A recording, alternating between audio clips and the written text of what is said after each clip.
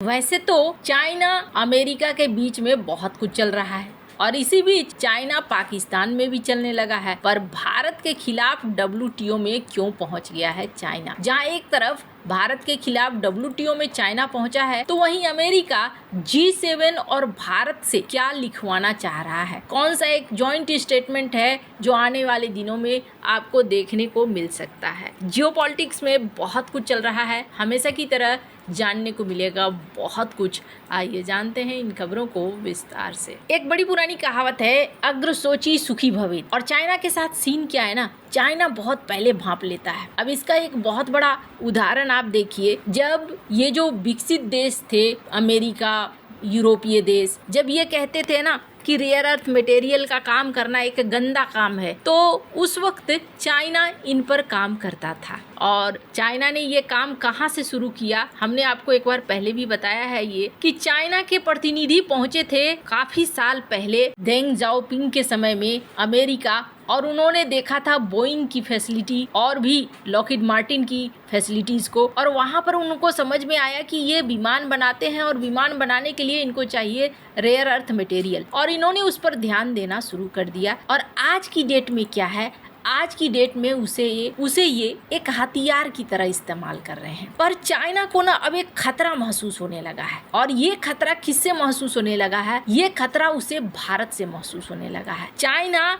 एक ऐसा कंट्रोल बनाकर चल रहा था कि उसे कभी कोई दिक्कत न हो। अभी भी अगर आप देखेंगे तो चाइना ने हिलाकर रख दिया है अमेरिका के मार्केट को और अमेरिका की सरकार को भी। स्क्रीन पर इसके पीछे एक कारण देखिए, ये जो तस्वीर है, ये तस्वीर साफ करती है कि क्यों अमेरिका हिला हुआ है। अगर F-35 बनाना है इन्हें, तो F-35 के साथ साथ F-35 में लगने वाले गाइडेड मिसाइल, लेजर और ड्राइव मोटर्स, इनके लिए क्या इस्तेमाल होता है? 418 kg एक F-35 फाइटर जेट में इस्तेमाल होता है। नेडियम, सेमेरियम, ये सारे जो 7 तत्व आप देख रहे हैं, ये 7 तत्व इन्हें चाहिए होता है, तब जाकर एक F-35 की यूनिट तैयार होगी। अगर वॉरशिप की बात करें, एक डिस्ट्रॉयर की बात करें, तो डिस्ट्रॉयर में बनाने के लिए, डिस्ट्रॉयर को बनाने के लिए एडवांस रडार सिस्टम इसमें लगाने के लिए, मिसाइल गाइडेंस सिस्टम लगाने के लिए, प्रपल्सन लगाने के लिए, ड्राइव मोटर लगाने के लिए कितना चाहिए रेयर अर्थ एलिमेंट? 2600 kg। एक सबमरीन बनानी है तो फिर टॉमहॉक मिसाइल लगानी है, रडार सिस्टम है, ड्राइव मोटर है, इसमें कितना चाहिए? 4600 kg। और ये सारे तत्व मिलते हैं तब जाकर इनका डिफेंस का काम चलता है। चाइना ने लंबी प्लानिंग की थी और उस लंबी प्लानिंग का इन्हें फायदा भी मिलने लगा, और अब जाकर अमेरिका को होश खुलाएगी, भाई चाइना तो हमारे साथ गड़बड़ कर रहा है। लेकिन यहाँ पर ना सबसे बड़ा खेल कौन कर रहा है? सबसे बड़ा खेल यहाँ पर भारत कर रहा है, और चाइना इस चीज को भांप चुका है कि यहाँ पर भारत एक ऐसे दहले की तरह निकलेगा जिसको संभालना हमारे लिए मुश्किल हो जाएगा। इसलिए सबसे पहले इसे संभालो, और इस वजह से भागा WTO में पहुंचा है। अब चाइना को क्या समझ में आ रहा है आपको बता दूं, चाइना ना 2-4 चीजें भांप रहा है जो बड़ी तेजी से बदल रहे हैं भारत के आसपास में। पहली चीज ये देखने को मिल रही है चाइना को कि पाकिस्तान जो कभी उसके पीछे पीछे चला करता था, पाकिस्तान कहीं ना कहीं अब उसे धोखा देना शुरू कर रहा है। और इसकी शुरुआत कहाँ से हुई है? इसकी शुरुआत हुई है जनरल मुनीर का अमेरिका जाना और अमेरिका में मुलाकात करना। सिर्फ मुलाकात ही नहीं करना, अगली मुलाकात में फोटो के साथ ये देखने को मिला कि उन्होंने रेयर अर्थ मटेरियल का एक बक्सा भी सौंप दिया। अब इस बक्से को लेकर चाइना क्या स्टेटमेंट देता है, स्क्रीन पर आप आर्टिकल देखिए कि नहीं जी,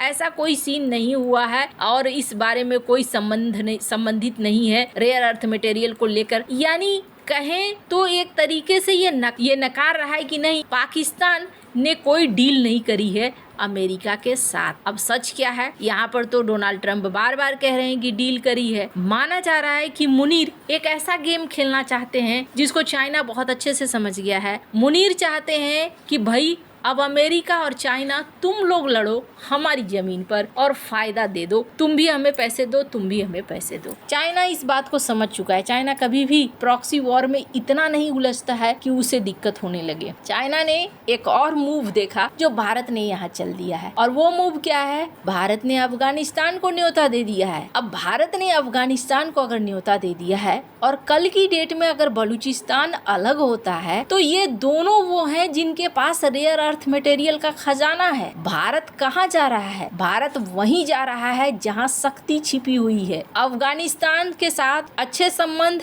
और अफगानिस्तान ने कहा कि आओ जी हमारे यहाँ माइनिंग करो, मतलब रेयर अर्थ मटेरियल। और बलूचिस्तान अगर अलग होता है तो खुशी खुशी भारत को कहेगा कि भाई आप हमसे रेयर अर्थ मटेरियल खरीद लो। सीपेक तो बुरी तरीके से पिट गया। अब यहाँ पर ये देखने को मिल रहा है कि भारत की रणनीति बड़ी तेजी से रेयर अर्थ मटेरियल की तरफ जा रही है। भारत के पास खुद भी रेयर अर्थ मटेरियल की कमी नहीं है। और आपको बता दूं, एक मौका ना खुद चाइना खुद से दे रहा है। और वो कैसे दे रहा है? स्क्रीन पर एक आर्टिकल देखिए। G7 देश और भारत मिलकर निंदा कर सकते हैं। डोनाल्ड ट्रंप चाहते हैं कि जॉइंट स्टेटमेंट निकले जिसमें चाइना के ऊपर दबाव बनाया जाए कि भाई रेयर अर्थ मटेरियल तुम रोक रहे हो, ये गलत है, ऐसा मत करो। और ट्रंप दिखलाना चाहते हैं कि हम एक साथ खड़े हैं तुम्हारे खिलाफ में। और यहाँ पर भारत के लिए एक फेवर वाला सीन बन जाता है। भारत के पास खुद भी रेयर अर्थ मटेरियल का खजाना है, समस्या है रिफाइन करने की, और उसको लेकर भारत काम कर रहा है। भारत रास्ता निकाल लेगा,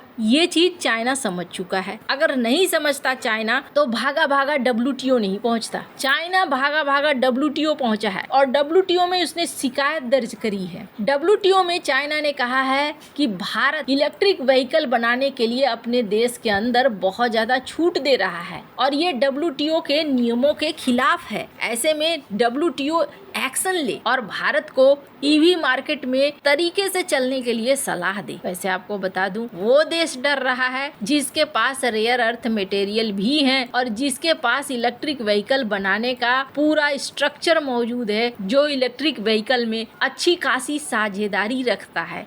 कारण क्या है? कारण ये है कि चाइना ये सोच रहा है कि किसी को बहुत ज्यादा पनपने से पहले ही उसे कुचल दो, और अगर एक बार कुचल गया तो हमारे कंपटीशन में कोई नहीं रहेगा। यही वजह है कि चाइना पहुंचा है WTO। हालांकि भारत ने कभी WTO की सुनी नहीं है और अभी तो सुनने की कोई वजह ही नहीं बनती है। इसलिए नहीं बनती है क्योंकि WTO का जो 2 सदन है, एक सदन जो कि लोअर हाउस कहें, वहाँ अगर कोई फैसला होता है तो फिर वो अपर में चैलेंज हो जाता है और अपर हाउस में कोई जज ही नियुक्त नहीं है। फैसला देगा कौन? यानी WTO में इनका जाना लगभग बेकार है।